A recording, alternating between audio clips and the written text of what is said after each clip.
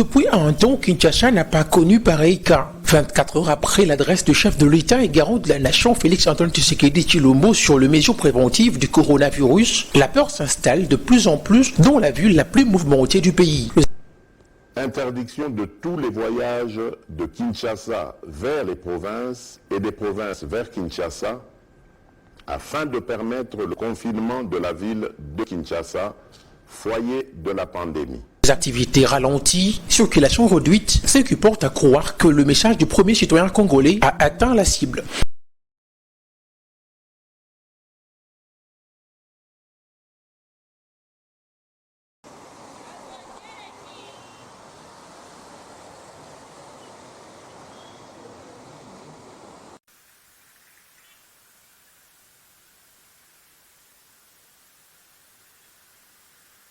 Isoler Kinshasa, fermer ses frontières serait une solution salvatrice qui pourrait en outre affamer la population. Point de vue d'un Quinois.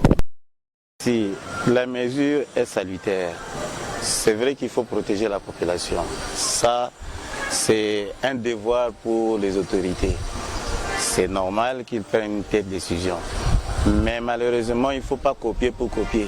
Ce n'est pas parce que dans d'autres pays on a décrété l'état d'urgence qu'il faut aussi ici décréter l'état d'urgence.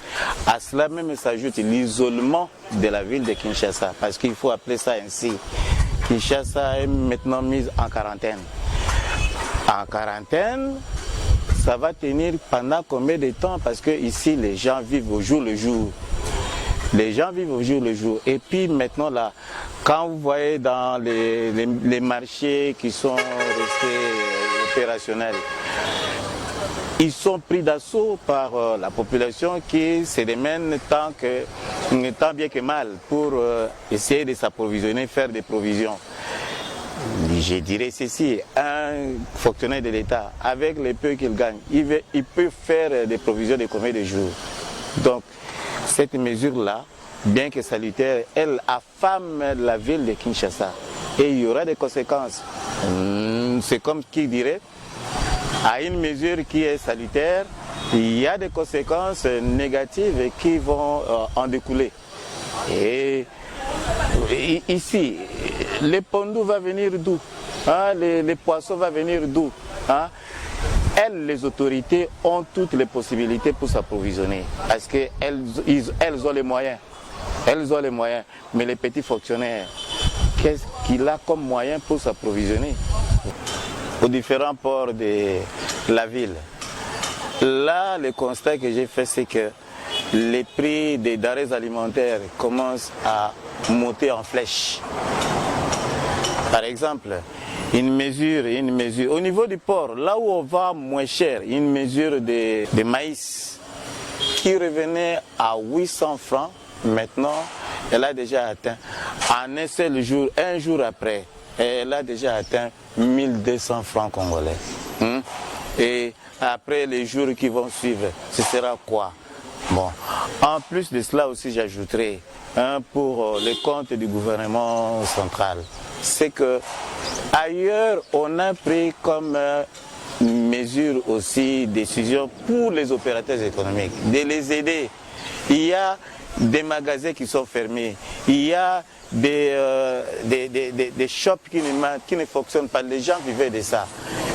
Ailleurs, on a prévu d'aider les opérateurs économiques pour ce manque à gagner. Mais ici, le gouvernement a prévu quoi? Voilà. On arrive à fixer des prix. D'abord, il faudrait que l'État plutôt ouvre des points de vente. Que l'État achète, que l'État ouvre des points de vente pour permettre à la population d'aller s'approvisionner là-bas. Mais l'État ne peut pas imposer là où nous sommes en train de vivre la liberté, je dirais plutôt le régime, nous sommes sous le régime économique libéral. C'est les commerçants lui-même qui fixent le prix de ces produits. Vous n'allez pas fixer pour lui. Il faut que l'État ouvre, si cela arrivait, qu'il ouvre des points de vente. On peut par exemple acheter des cargaisons de chinchard. On ouvre des points de vente pour que la population aille s'approvisionner à un prix normal qui rejoint son pouvoir d'achat. Merci. c'est vrai qu'il faut prendre des mesures, c'est normal. Parce que dans le monde entier, c'est ça qu'on mène comme lutte.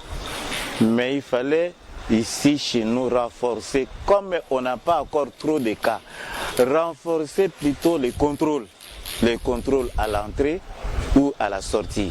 Mais mettre la ville en quarantaine, moi, les Congolais lambda, je trouve que on est allé trop vite en besoin. On prenne cette lutte au sérieux parce que j'ai circulé dans la ville. Je vois les gens qui disent ils allaient pas Moko et Yalokuta, comme qui dirait que c'est une maladie inventée. Ce n'est pas une maladie inventée, il y a des morts. Ailleurs, il y a des morts. Je dirais plutôt dans les pays européens, ils meurent beaucoup et nous n'avons pas assez de moyens. D'ailleurs, ici chez nous, nous avons combien de respirateurs? Si jamais on arrivait à totaliser par exemple 500 cas à hospitaliser, on n'arriverait pas. Mais il faut observer ça, il faut observer les mesures prises par les autorités pour nous protéger, les mesures d'hygiène.